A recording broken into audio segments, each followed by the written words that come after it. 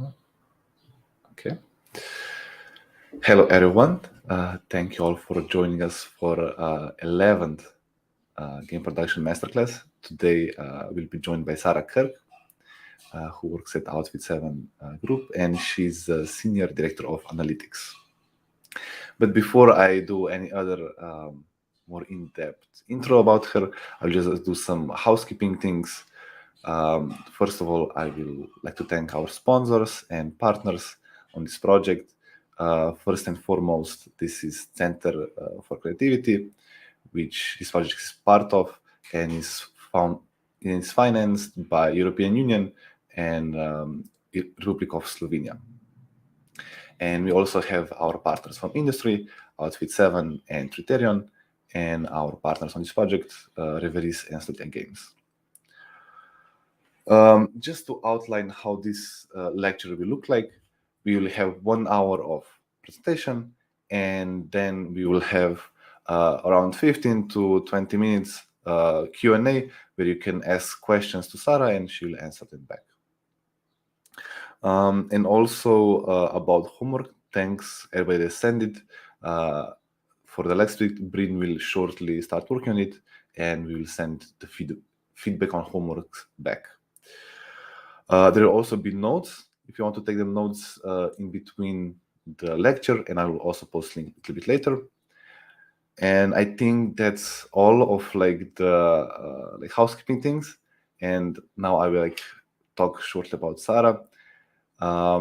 She started as a junior analyst at Outfit 7 and worked her way up. And she closely worked with product team, speccing out events, doing A/B tests, and so on. And she has quite a lot of experience how to gather data, improve it, and then improve games based on that. And I think that's all from my side. And Sara, go ahead. The floor is yours. Great. Thank you, Rok, for this nice introduction. So, hi, everyone. I'm Sara, and as the Senior Director of Analytics, as Rok mentioned, my main responsibility is actually setting up the strategy for the whole analytics team and finding new opportunities to grow. In the 7 years since I'm at Outfit, I've been involved in about 5 launches, some very successful and some not so much. So my plan today is to share with you how we do analytics in our company and hopefully help you on your way to improve your games using data. And I know we're mostly known for our Talking Tom and Friends brand, which is mostly ad-driven, but we also have other IPs with in-app purchase-driven games. So we will also touch upon that a bit. So the lecture today will be split into 2 parts. The first one will be a bit of a more theoretical. We will check what kind of metrics we can check, what can we get from data, how the data team could look like, and finish off with a bit more technical part about collecting the data. The second part will be then seeing the theory in an example in one of the sample games called Hidden Monsters. Okay, so let's start. The data always operates with partial uncertainty, unless, for example, we check for the best. You can say 10 users out of 1,000 users made an in-app purchase, but that doesn't mean that 1% of users will make an in-app purchase in the future. It's just approximately 1%. A more tangible example, someone tells you that tomorrow the temperature will be 25 degrees. Now, the temperature, if the temperature ends up being 24 or maybe even 23 degrees, you probably won't be mad at that person and say that they are spreading lies, but you will probably accept the 23 or 24 degrees as very close to the prediction. And this is actually how data works.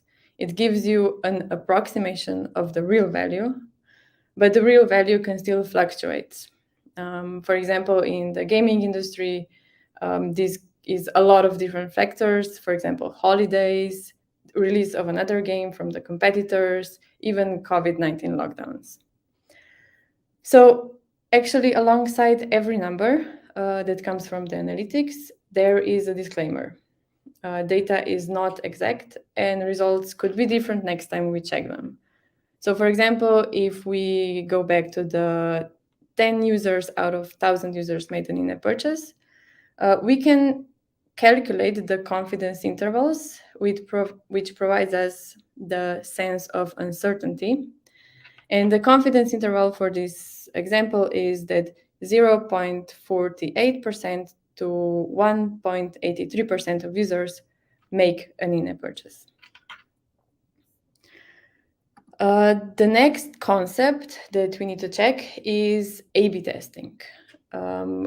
What A/B testing is we select two groups of users that we select them randomly that represent our user base the best way we can do that, and then serve them two different configurations to see which one works the best. So here I have an example of an A/B test.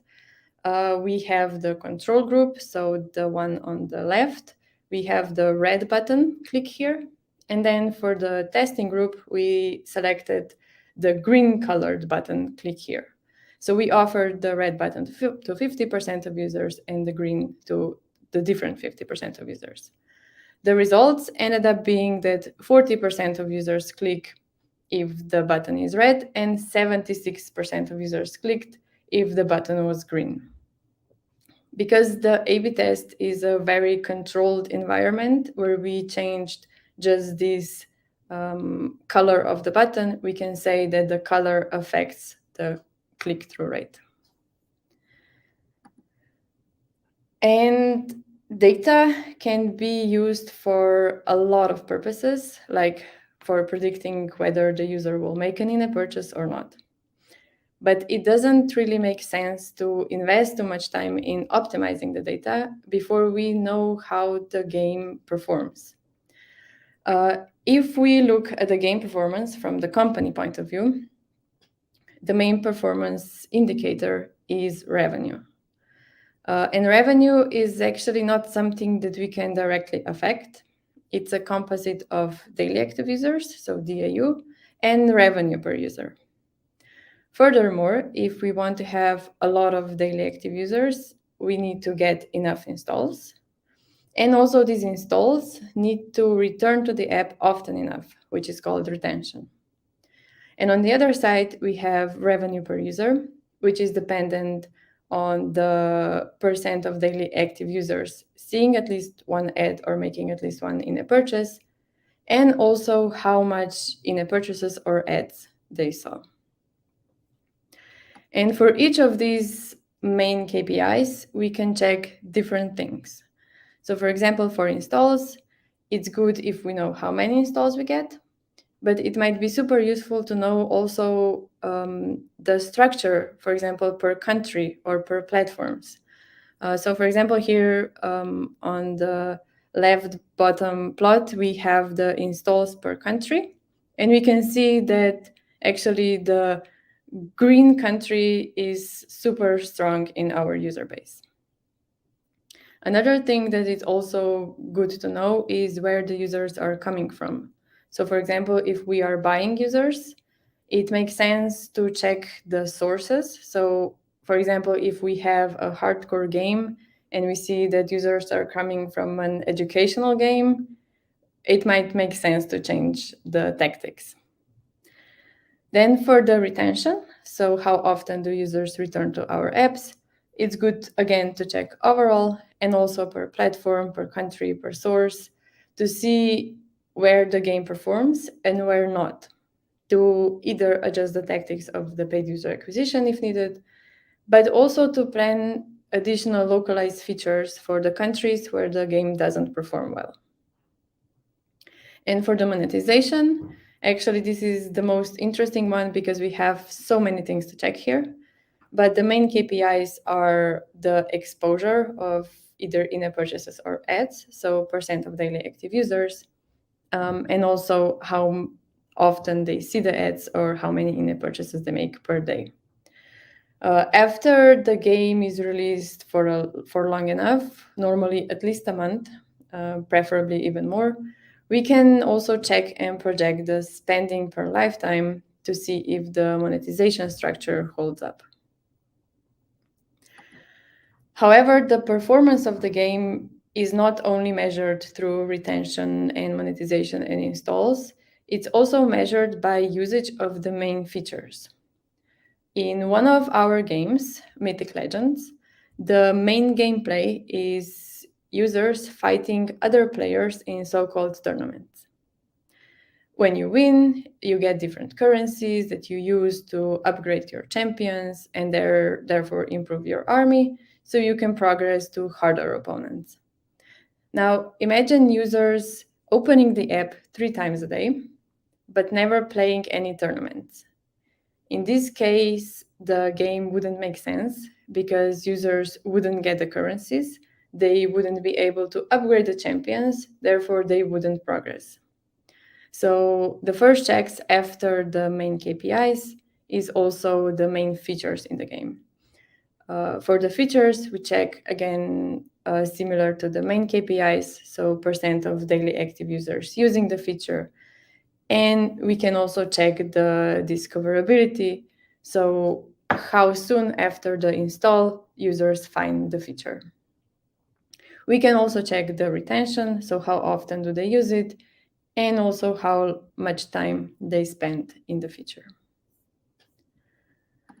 So the main KPIs, which are installs, retention, and high-level monetization metrics, are used to monitor the performance of the game. However, in order to build a successful game, we need to cover a bunch of other areas as well. So we need market research to define the competition and to see if it makes sense to make the game that we want to do. We need user testing to check with our target audience whether they like and understand the game. If we want to buy users, we need the paid user acquisition analytics team so they can set the prices so we're not making a minus. And in the end, we need product analytics team that will help us with all the improvements that we are planning to make. Now, when just starting out with the company, this will probably be one person, but then when the company starts growing, they split into multiple teams, and then each of the team is just owner of one area. In this part, I will mostly focus on product analytics, but in the second part of presentation, we will also see for all others where they bring the value. So the product metrics can also help us deciding where to guide the improvements of the game. So for example, if we have 2 ideas for the improvements, we should definitely first do the one that affects the users the most. So the one that it's percent of daily active users using the feature is the highest. And actually, this is just a very simple example. But the product data scientists can do so much more. Each company calls them differently. We call them product data scientists because they are directly involved with the product development. So a product data scientist is someone who knows statistics. So they know what we can conclude from certain data and what we cannot conclude, and also knows the product inside out. They are also very good in communicating with product managers, but also developers and QA. Why developers and QA? Because developers will be implementing tracking events and A/B test behaviors, and QA will be testing them. If the data scientist can get the message through to the developers, then when they are defining tracking events, then the event could end up being implemented wrong. And we will see the consequences of that later. And one of the main responsibilities of the product data scientist is also breaking the concerns of product managers. The way to do this is to think about what the actual concern is. For example, the product manager tells us to check how many users reach the last level in a level-based game. After a couple of minutes of discussion, we figure out that what he needs is to decide how many new levels to add to the game. Sadly, checking how many users reach the last level will not answer that question. And actually, we can't even analyze how many levels we need because this is something that doesn't exist yet. Okay, so even if we don't have the product data scientist yet to check the product metrics, we still need data for the main KPIs. So how to get the data? Getting the data is split into two parts: getting and storing the data, and also tracking user behavior. The first one will be the most engineering part of this lecture. So in our company, we have a lot of data, like 5 terabytes per day. And because of that, we have our own system of sending the data. But if we wouldn't have so much data, we could get away with just getting some online tool to do this for us. One such example is Firebase. If you implement Firebase SDK, you can use their methods to send the event directly to the Firebase platform, where you can actually use the data further. Now, another problem if you have too much data is actually how to process such a big amount of data.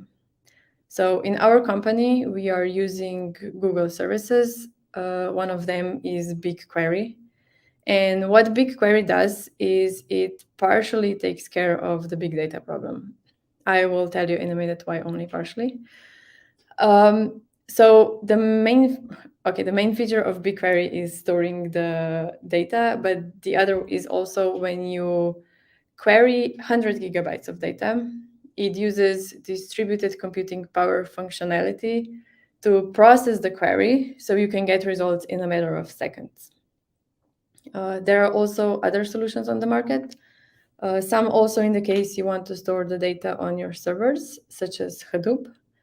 But then you need to implement the functionality on your own, and you end up in charge of the whole infrastructure and the software and all the problems that come up with supporting the infrastructure. So before I mentioned that BigQuery only takes care of the big data problem only partially, it's because there is another way to improve the costs and time, and that is to set aggregates of data. We have aggregates for most important and most used data for all the games.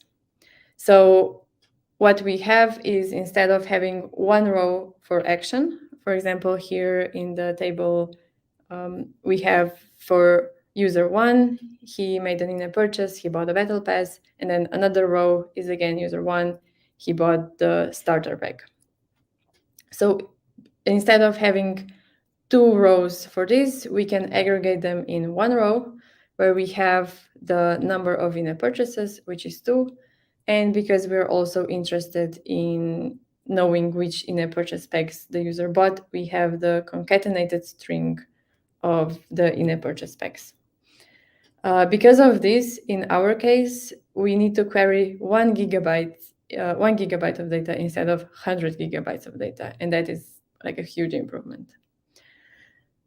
We developed these aggregates around 6 years ago now, and we are still improving them constantly. We are adding new columns, adding new data, all depending on the needs. And actually, we are using them for majority of our analysis. So now we have the data, we have the databases. Now we need to define what we will be tracking.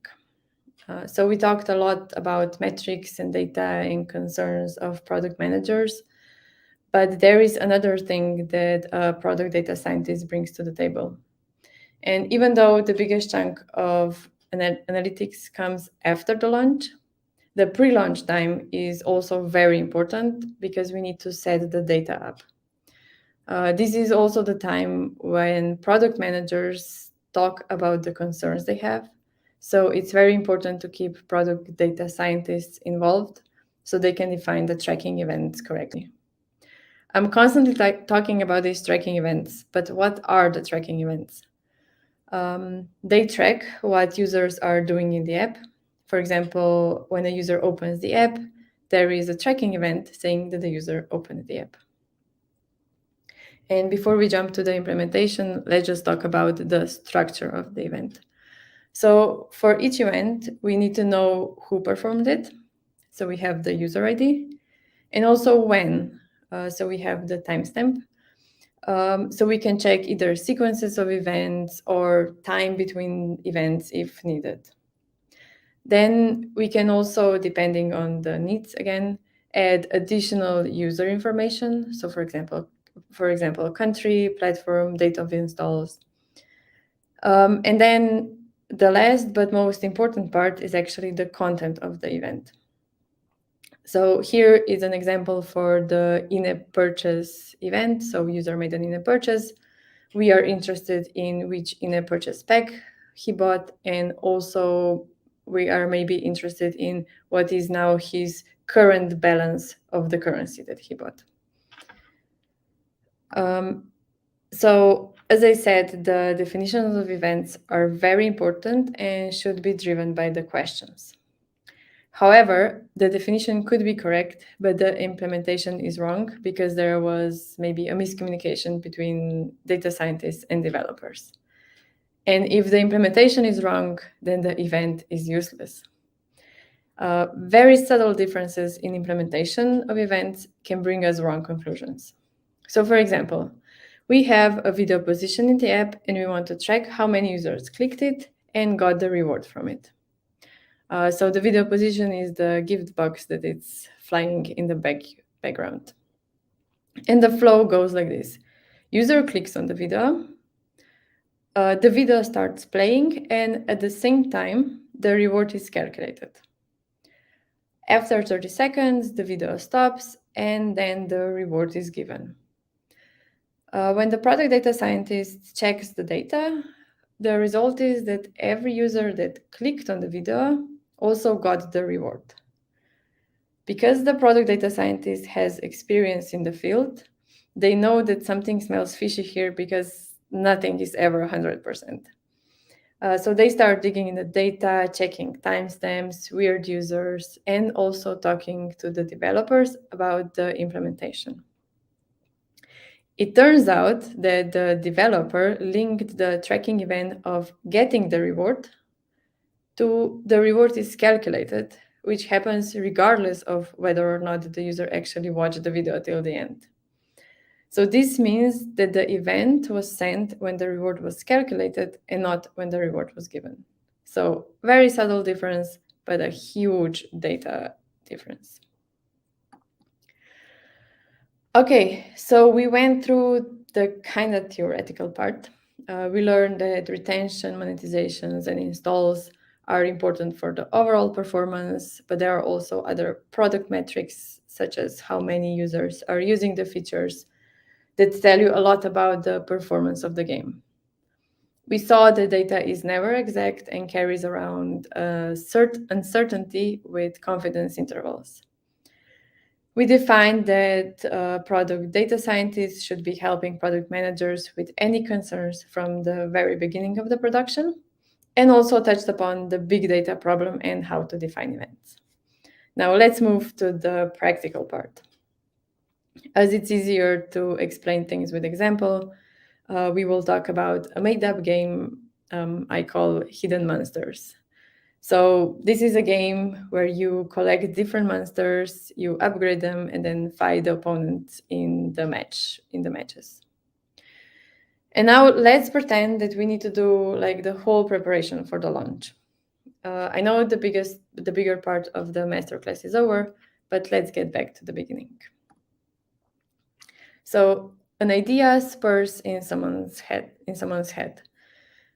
We first need to check if it makes sense to do it. Are there many similar games that perform really well out there? Or is the market super niche?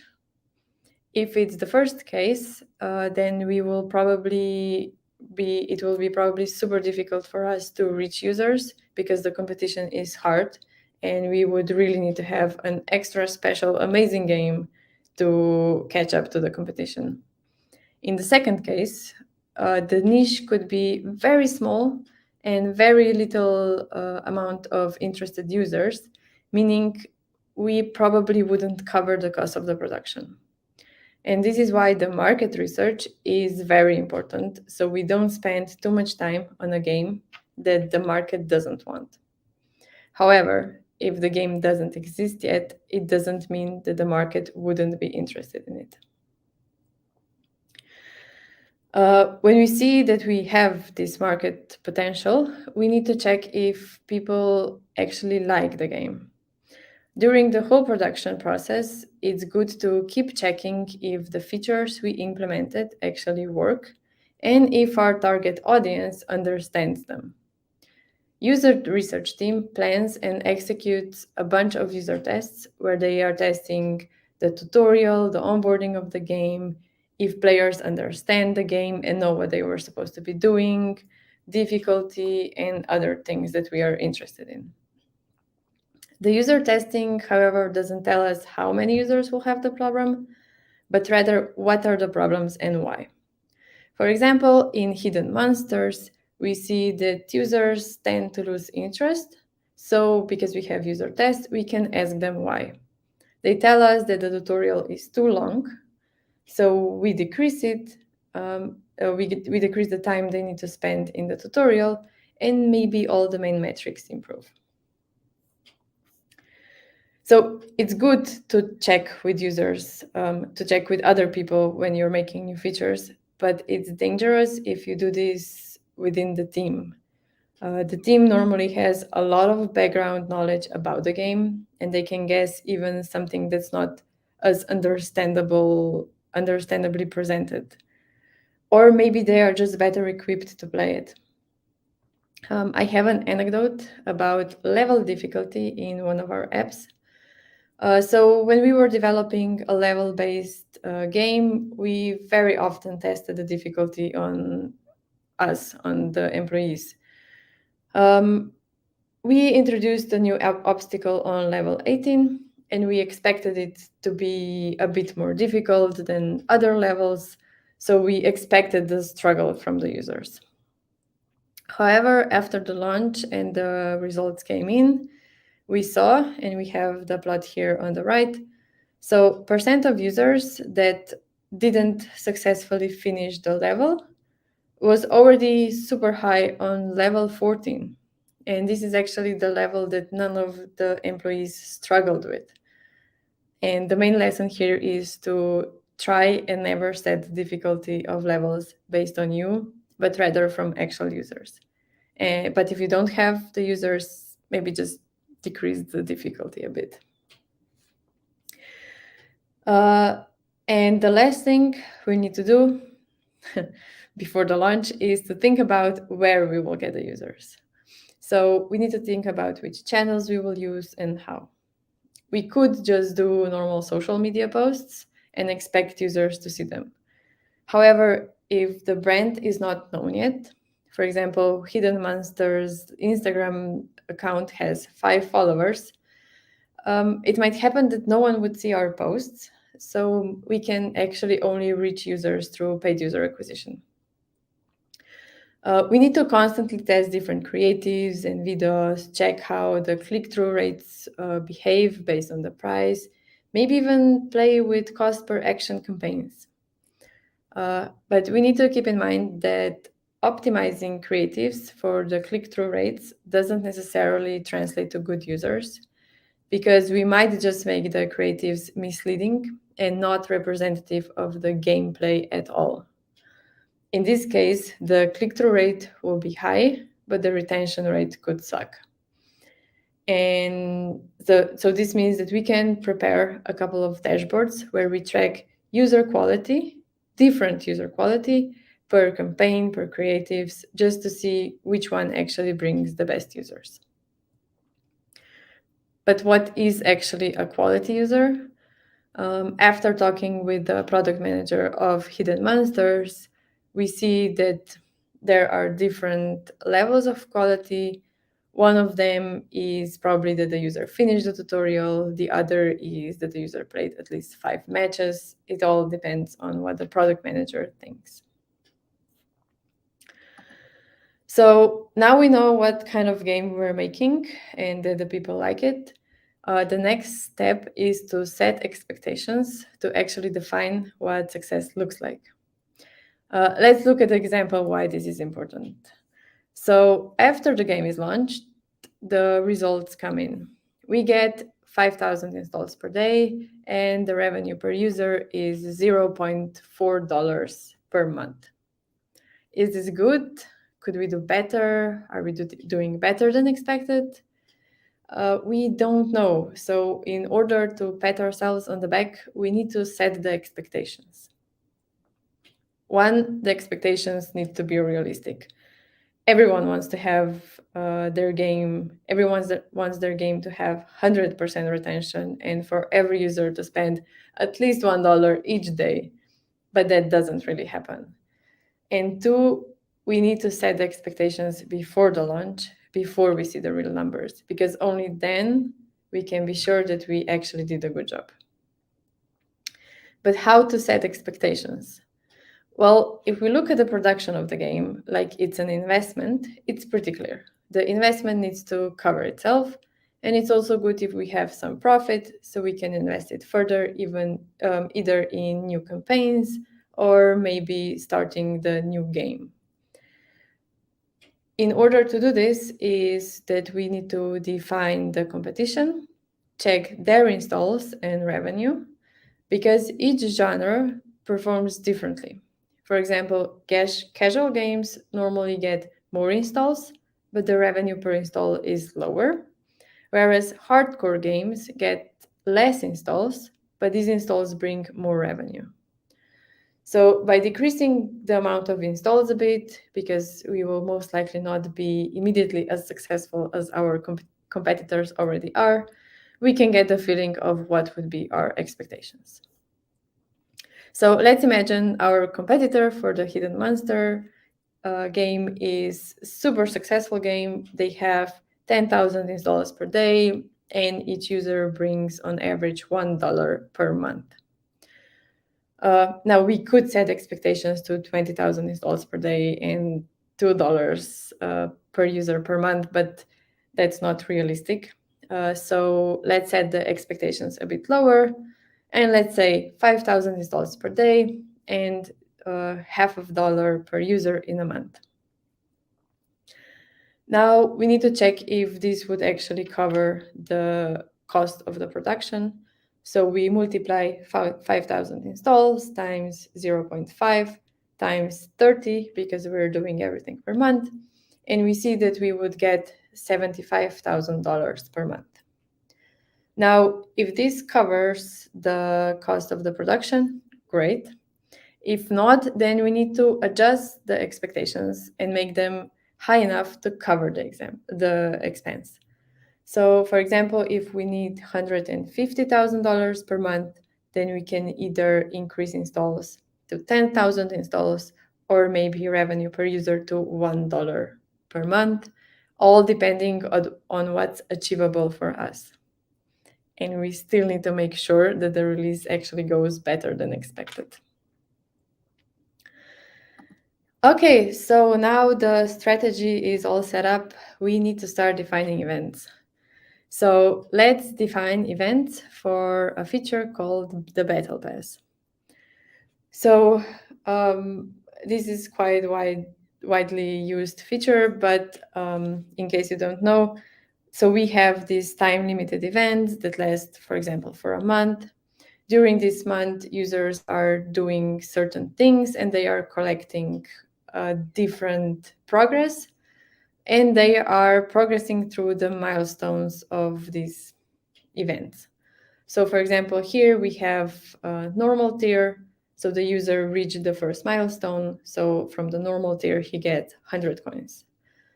Now, if the user bought the Battle Pass, he will unlock the premium tier as well. So he will get, alongside the 100 coins from the normal tier, also 300 coins from the premium tier.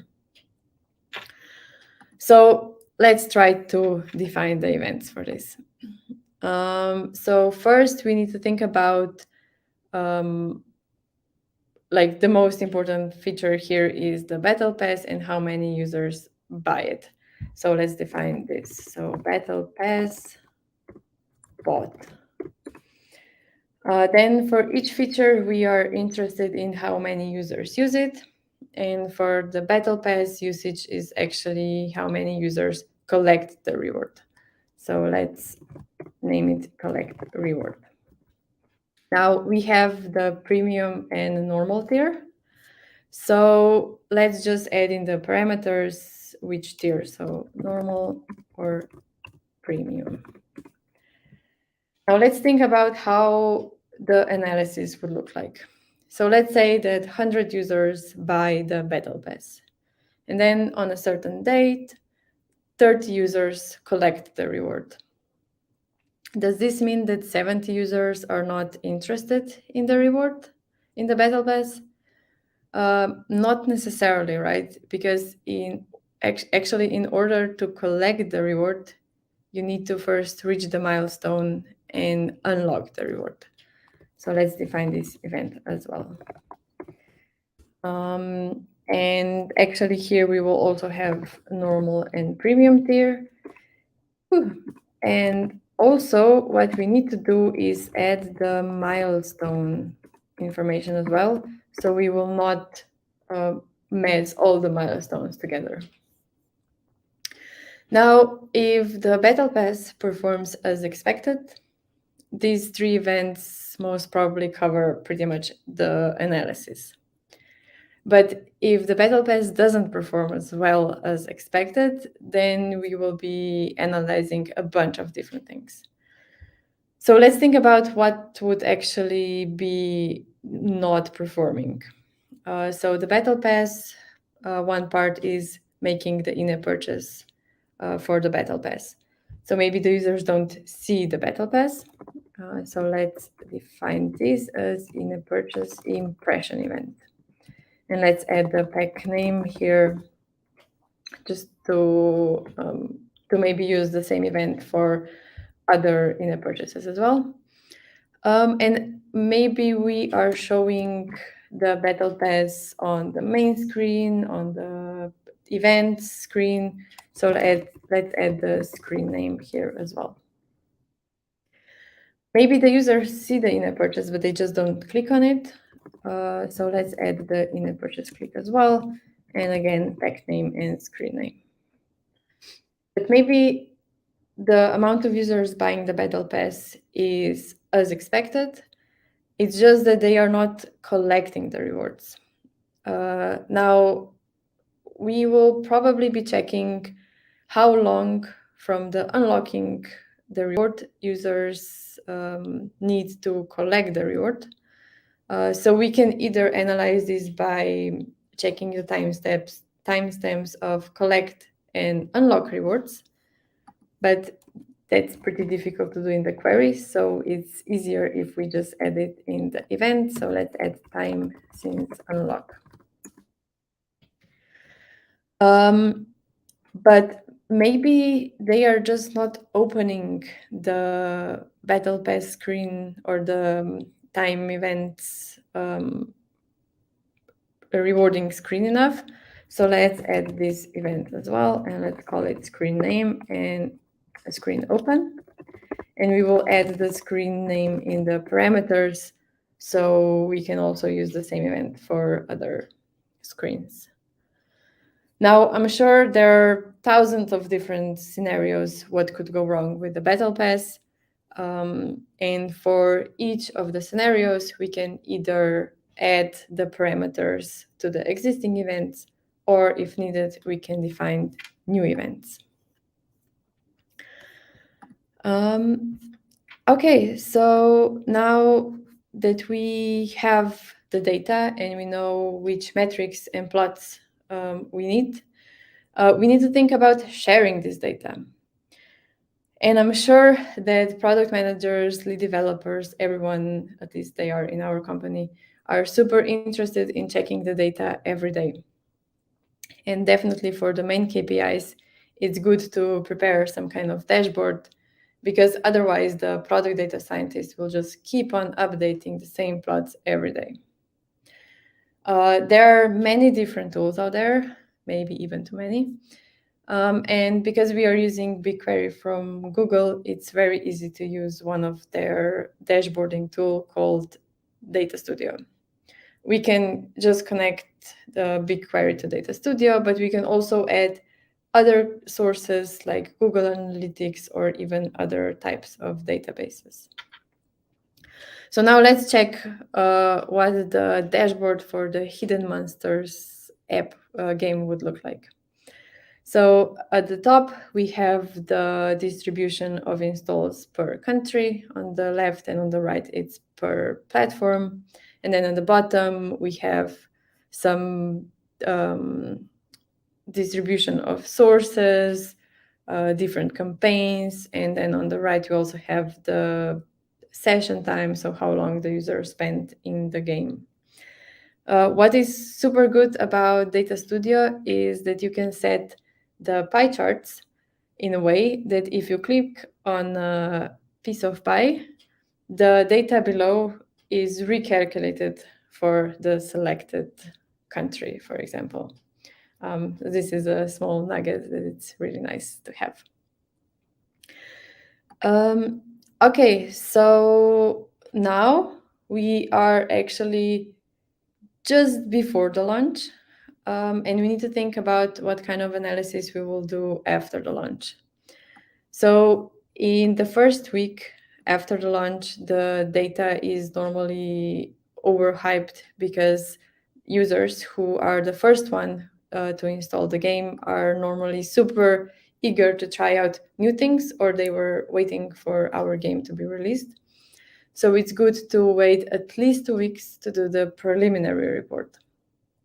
Here we check the main KPIs, so the daily active users, installs, retention, monetization, all together, so overall, or per major countries and platforms.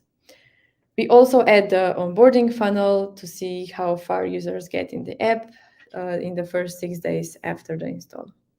So the main purpose of this report is to see if there are any extra critical things that we need to fix as soon as possible. Then after 1 month, we actually rerun the same analysis and update the plots and see if anything changed.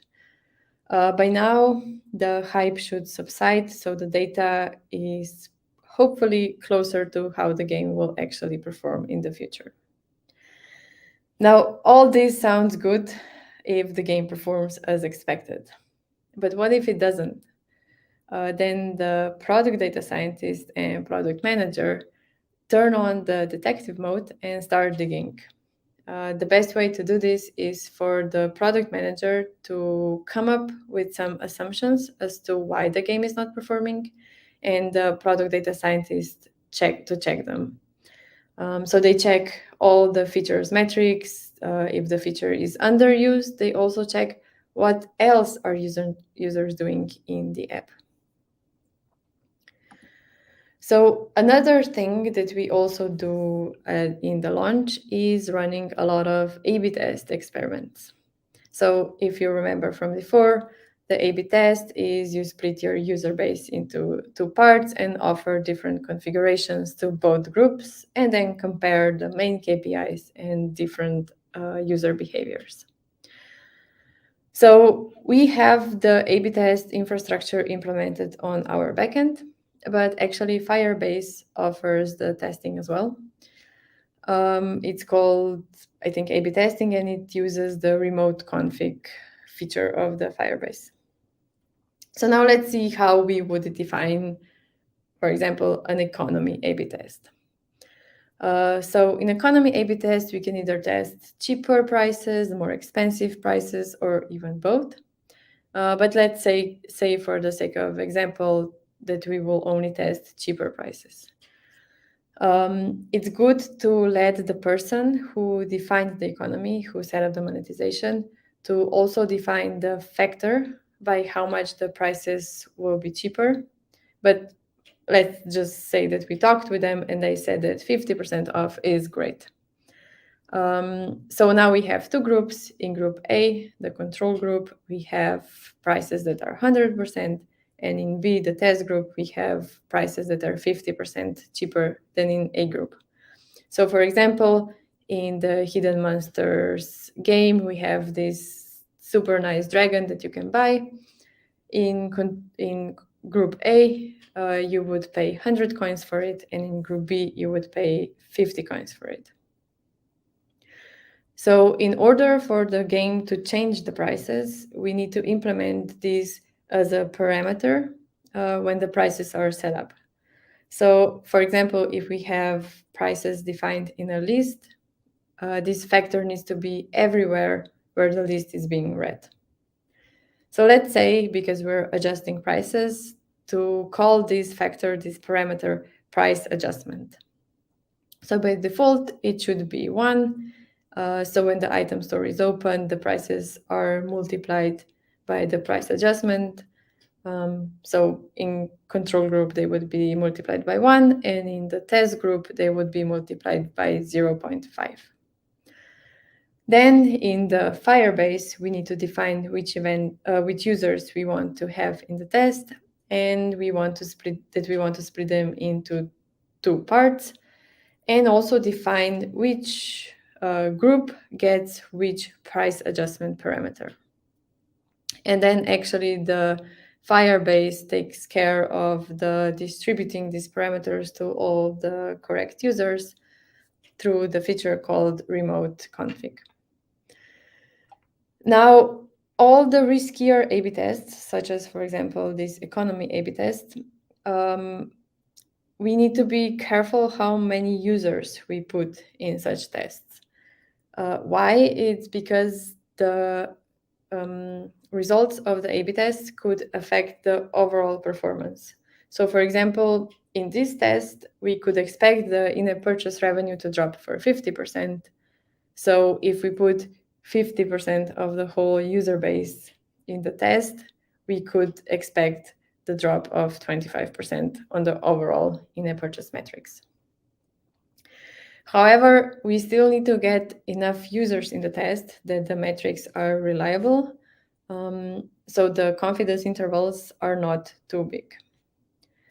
And similar as the first analysis, we wait for at least a week or 2 before we start any A/B tests, so we don't test on the overhyped user base.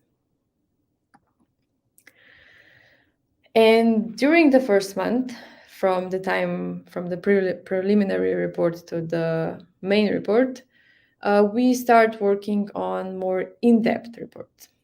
So here we check where users spend time, why they are making in-app purchases, all the problems that were noticed during user tests, to see how big they are, and also touch upon any concerns that the product managers had during the production phase.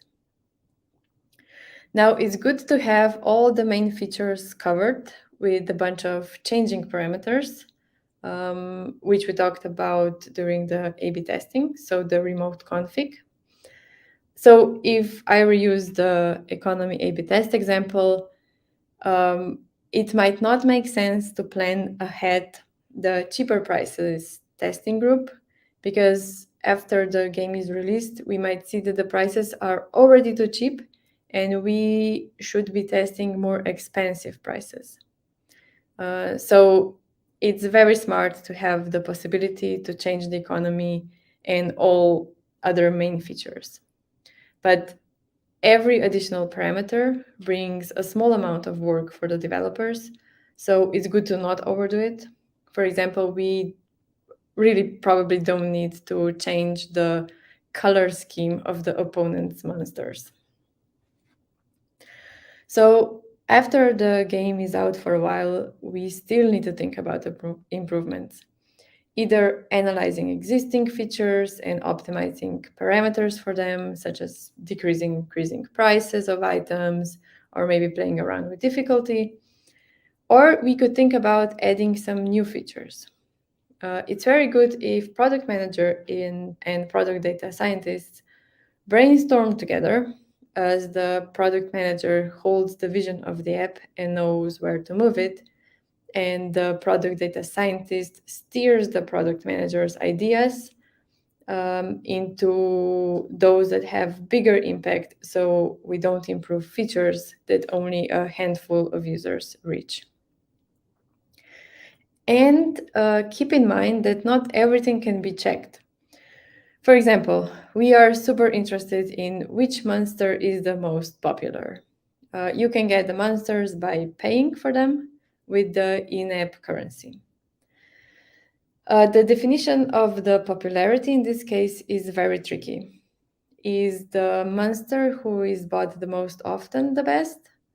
Or is the one that brings in the most money? So normally the cheapest items make the biggest amount of purchases. So you can see the blue bar, and it's the highest with Monster 1, that is for 1 coin. And the most expensive items bring in the most revenue. And you can see this with the Monster 6, which is 100 coins, that it brings the most revenue. But actually, there are also other factors that affect the chance of making the purchase. The visual aspect, the order of the monsters on the screen. Maybe there are some special flags on some, like the best monster ever, or like a bunch of different things. So sadly, answering the questions about popularity is also impossible. Okay, and now for your homework, we will have the exercise of defining the events. As far as I understood, each of you already has at least an idea of a game. So the homework will be split into 3 parts. The first part is define the most important feature of your game. So for example, for hidden monsters, this would be fighting the opponents in the matches with the monsters. The second part is to define a couple of concerns you have regarding the feature. So for my example, it could be that opponents are too advanced and users lose way too many matches. And then the third part is to define at least 5 events that will cover the concern. So we will be able to check the data when the app is released. So for example, for the difficulty, it would be the difficulty of the opponents, the win ratio, how long they were in the match, how many times they tried the match, the same opponent, and one other event. Okay, so to recap, today we learned that there are different metrics for different performance. So game performance from the company point of view is measured through installs, retention, and monetization. And product performance is also measured through discoverability and usage of the features. We prepared the playground for the data scientists, so set up the database and started collecting the data. And there are 2 points that everyone who checks the data needs to understand. One, not everything can be answered with the data. We just saw this with the popularity example. And 2, data is never 100% sure, and we can never get concrete answers. In the end, it's important to have analytical thinking on every step of the production, from the beginning with the market research, to user tests during the production, to paid user acquisition team, and in the end to the product analytics team. If all these teams connect and work together with the product managers to achieve the goal, then the chance of a successful game is way higher. And as a real data scientist, I need to give you a disclaimer. Each company is different and has different needs. So what works for us might not work for you, and what works for you might not work for us. And also, each game is different. So we should always adjust the steps based on the game. Thank you. Thank you very much, Sara. This was a quite nice presentation, like going through theoretical to then practical and back to theoretical. So now we will go to the Q&A session of this lecture. So you'll feel free to ask any question in the chat, and Sara will answer it. And meanwhile that we wait that questions come in, I'd just like to remind that homework is due to until Saturday. So this would be, let me just quickly check. This would be 14th of May. And I think we have already like one question. Go ahead, Sara. Yeah, so how to get data from your competitors? I imagine the number of installs is a public information, but what about dollars per user in a month? Yes, that's a very good question. So we use a service for this. And at first I was planning to present it, but then I figured out that actually to get the dollars per user in a month, it's a paying feature. So in order to get this data, you need to pay. But you can still just set the expectations based on the installs and set the revenue per user in a way that it's achievable for you and that will cover the cost of the production. Thank you. And the next question is, At what point state of the game do you set expectations? How far along is the game at that time? What feature does it need to have? So, yes, again, a very good question. We normally set the expectations quite at the beginning of the production. But if, like, for example, it's just you and a couple of guys doing this, you shouldn't worry too much with this. The main thing is just to set them before the launch. Because after you see the numbers, you're already biased and you're like, oh, but 5 installs is quite well, we expected 3. But maybe if you did it before, you would never set the expectation that's 3. So the main thing is just do it before. But yeah. okay. Maybe one question like in between, like you said you also like work a lot of like with developers and product team. Maybe how often like does it happen that later on, like through the game is live and everything works, and you finally maybe there's like one bug in like report, like how the events are reported, right?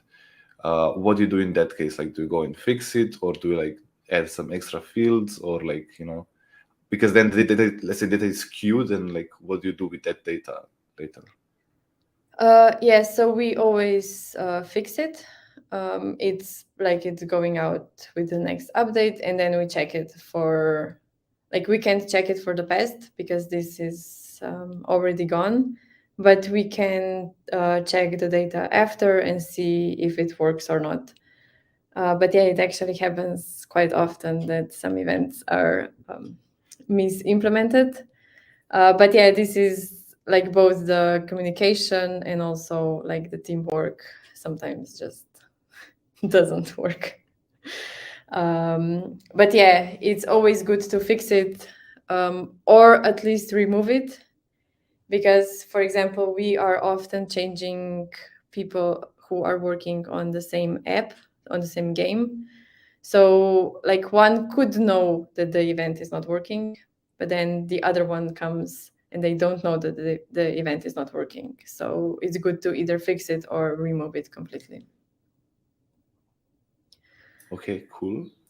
And the next question is, When you release the app, do you usually find that the expectations you had before the release were close to the actual performance, or it can easily happen that the performance is much different?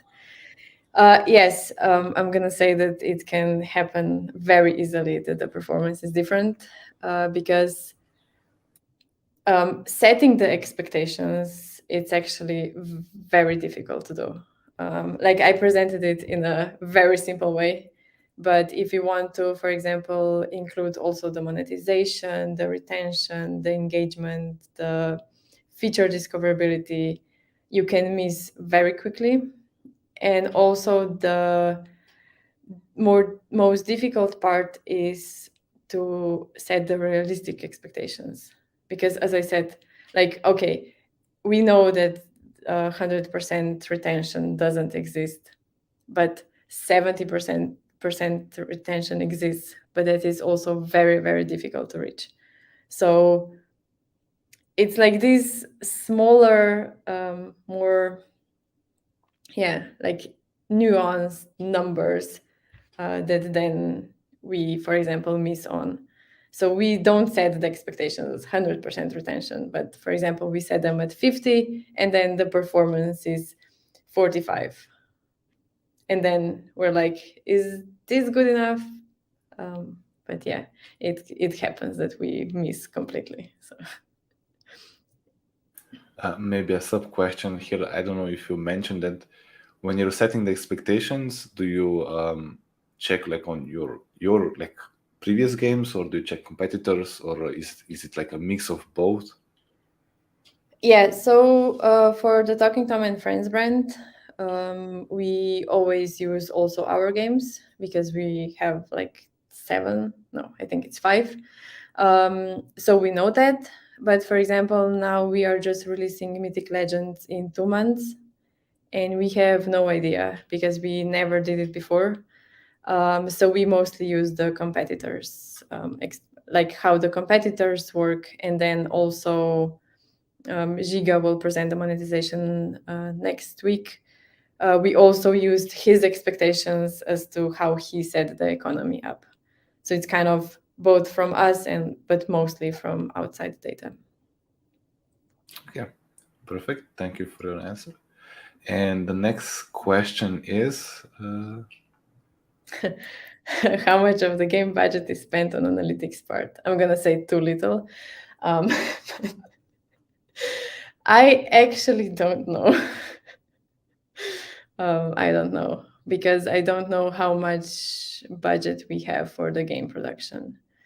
And so, yeah, it needs to be just enough that you don't spend too much on it and that it brings some results. But I can't answer this question, sorry. maybe here like the different question with a similar meaning would be like how big is the analytics team like in the company, in like let's say overall employees, and then how big is the analytics team? Okay, so currently I think it's around 350 of us in Outfit. And the analytics team, if I count the analytics team is around 20 people, but we have like 3 people working on paid user acquisition only. Then we have people on the ad mediation. And on the product, it's actually just 5 people. And each of them is in charge of a game. So actually, we have like for My Talking Tom 2, we have a person who is dedicated for that app solely. So yeah, but we also have other projects. So for example, we have our own infrastructure, so like taking care of Bigquery and all the aggregates. And actually, we are taking care of that as well. So it's not that 100% of time of the product analytics person goes only to the MTT time. Okay, thanks. That's quite insightful. And the next question Is there ever a time where the design team or another stakeholder goes against the suggestions derived from the data? If yes, is this ever successful? So I just read an article today from from the chief decision officer something at Google, and she wrote that very often the analysis from the stakeholders actually come based on already set decisions, and they just need to confirm the decision that they did. So actually, yeah, it happens quite often that we do the analysis, and then not necessarily that they go against it, but just they use it kind of in the decision making, but the decision was made before already. But also we have like the product managers have a very good gut feeling already. So also their assumptions and like all the decisions that they make before the analysis are actually not really wrong in such way. Okay, cool. Are there like any like how do I say? Maybe like Matei Ian could have like different like there are like some features or like some parts of game that you cannot data you cannot plot, right? And sometimes you just need to like make, I guess, bold statement or like bold decision. Yeah. And Yeah, the problem is, for example, with user experience. Like if there would be no privacy, we could, check from the cameras.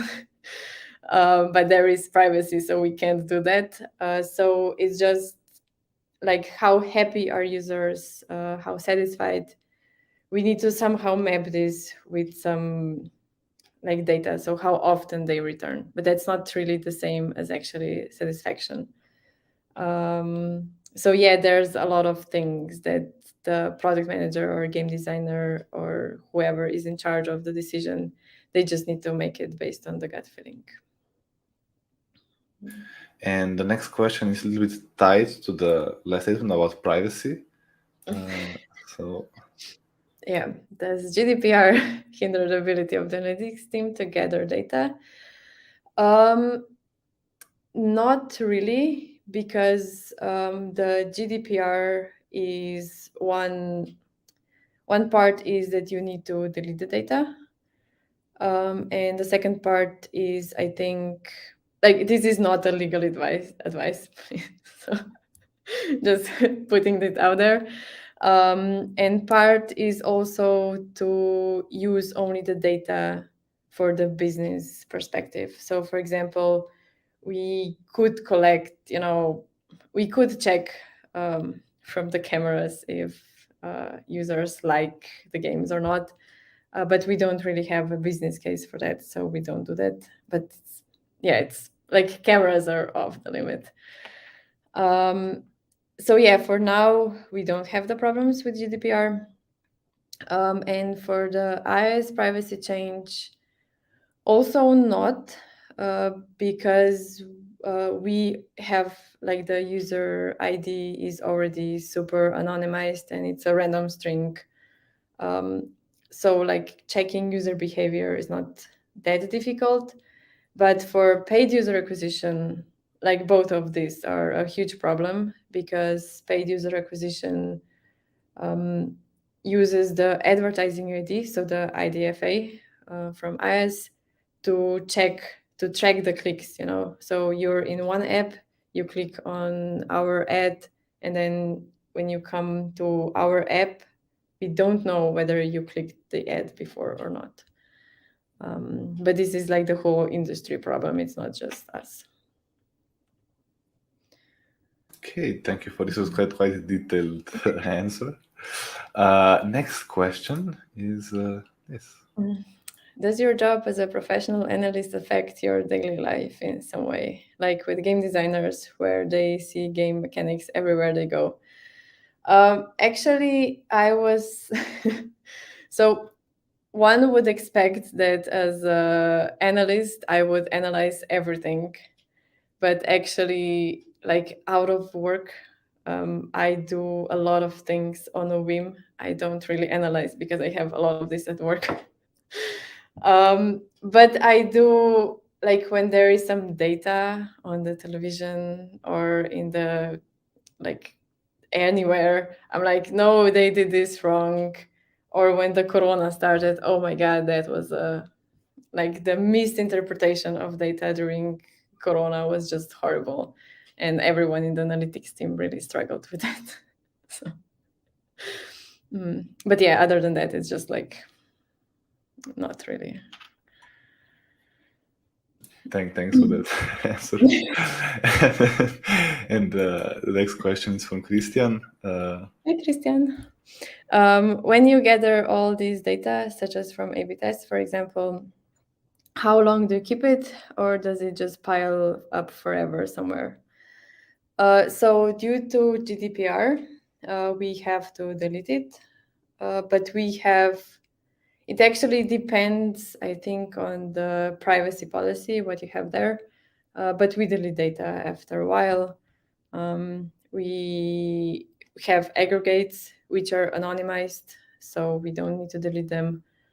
But yeah, I remembered I was talking to some other gaming company, and they were collecting the data and storing it forever, and they had like data for 10 years. I don't know what they are doing with it except paying cost for it, but you know. Yeah. When you said, I mean, you said now about like cost, but like how much, let's say, if you run like, I don't know, some big query, like some query, or like if you like store data, how much does that like cost, let's say, for, I don't know, for maybe for you, if you can disclose that number, or for maybe like small game?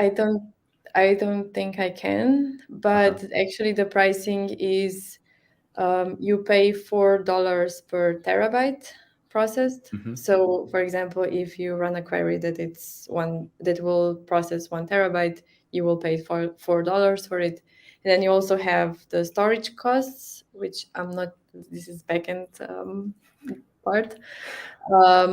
You have like the new storage, and then also if data is, I think, older than 6 months, you actually pay less for it. But this is all on the Bigquery pricing. That's why I actually suggest Firebase, because I think it's free for a certain amount. Okay, perfect.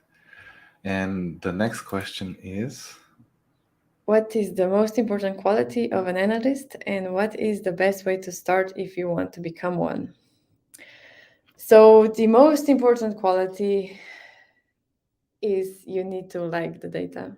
It's like if you don't like the data, checking the data every day, it's very difficult. I have an anecdote to share. So we all know that legal team is, they have like the text and they read those texts, and it sounds very boring. But when I was working with a legal team and we were talking about data, and then a guy said, "Boy, that sounds so boring." I was like, if the legal team said boring, like you really need to like the data. And also in our company, we expect actually from everyone, not just the product data scientists or the analytics team, to come up with ideas, to strive for improvements. So this is also something that we want. So not to just be there to do the work, but also to think about either to improve the workflow or like come up with features or anything. The best way to start if you want to become one, I would say go to some workshops online like Coursera. But like currently the machine learning is all that people are talking about, but actually like you first need to know the statistics, because if you don't know what you can conclude from the data and what not, you could make some mistakes. So for example, I have this from the Corona time, which triggered me so much on Reddit. So there was the analysis of whether or not the masks work. And the result was that masks decrease the virus load from, I don't know, -20 to +5%. This is the confidence interval. So the data that they actually calculated was, I think, -4%. But then you have the confidence interval because of this uncertainty, right? And then a person on Reddit wrote that, oh my God, the masks actually increase the transmission of corona. And I was like, my God, this is not how the confidence interval works. It's just like it gives you this uncertainty because we're not sure. So yeah, this is something that like the foundations you need to have from the statistics. But then, like if you're super eager in programmer, if you really like to program stuff, maybe machine learning is a bit more for you. But if you're not so much in that, like product analytics, it's perfect. It's like the good amount of business perspective and also the analytics part. And what would be like the, let's say, official way of like acquiring these skills like statistics and so on? Like, if I remember correctly, you graduated from the Faculty of Mathematics and Physics, right? Yes. So I studied mathematics. Um, I'm gonna be bold and I'm gonna say the statistics course there was close to useless. So I actually learned pretty much everything on the job. But we also have someone from the social sciences, from the FDV, so the Faculty of Social Science. So she was studying social informatics. We have a psychologist, we have a person from physics. So it's more just like getting the technical background and then you learn pretty much everything on the job or on some special courses, because especially in Slovenia, we actually have now the data science master's degree on Faculty of Computer Yes. Science. Yeah. So I heard that's really good. So maybe if you want to study some more, you can go there. But yeah, I think like studying is, I guess, the best part. Maybe one last sub question on this topic. Like, do you have any like openings for like this position, or do you want any? Do you want any fresh blood in your analytics team? Yeah, so we are hiring currently in product paid user acquisition team. We are hiring for juniors, and we are hiring for some like mid, not seniors yet, but someone with a lot of experience for the product research team, which is some like they are also working closely with product, but they are like doing more exploratory analysis. So yeah, we are hiring all the time. Okay, and next question. Okay, what is the minimum sample rate for the data to be acceptable? So actually, it depends on the thing that you're trying to check. So for example, at the beginning, we had these 10 users out of 1,000. We calculated the confidence interval and saw that actually it was, well, it depends. For one people, it could be too big because it was more than 1%.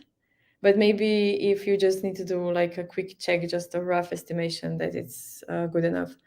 You have online tools such as I think it's like G Power something, where you put the how many users you have and what are the results, and then it tells you if you want to detect like 1% difference, 5% difference. It tells you how many users you need.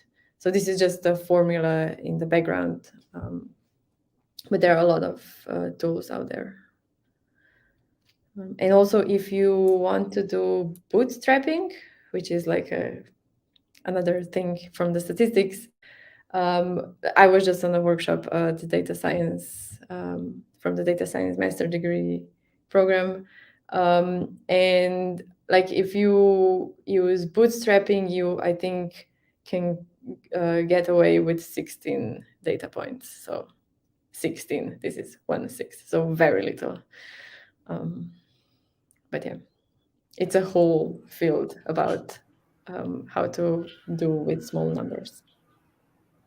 Okay, perfect. We're gonna wait a little bit more for some questions, and if there will be none, we're gonna slowly finish. Thank you again, Sara, for all of the insights and answers. And next, The invitation. and next week we will have Giga, as already Sara mentioned. He will talk more about monetization, and I think these fields are quite closely connected with one another. So be sure to to tune in.